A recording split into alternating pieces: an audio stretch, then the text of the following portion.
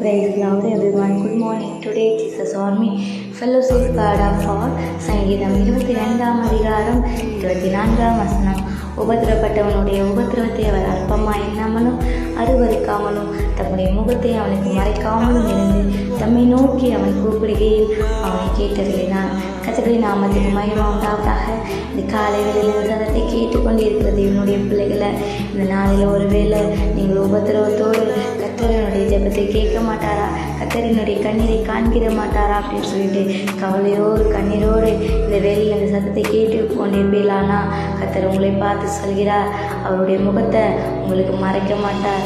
ஆண்டவர் சொல்கிறார், ஆபத்து காலத்தில் என்னை நோக்கி கூப்பிடு, நான் அவனுக்கு மறு உத்தரவு கொடுப்பேன். ஆண்டவர் சொல்கிறார்.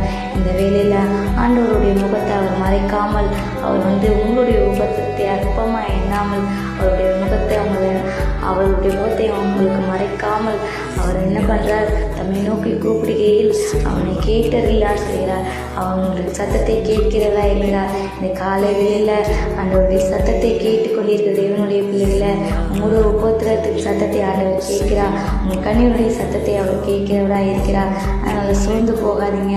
அன்று சாத்ராக் மேஷாக் ஆபேத்நேகோவுடைய சத்தத்தை ஆண்டவர் கேட்டவர். இந்த நாளிலும் ஆண்டவர் உங்களுடைய சத்தத்தை கேட்கிறார். உங்களை விடுவிக்க அவர் வல்லவராய் இருக்கிறார். ஆமென்.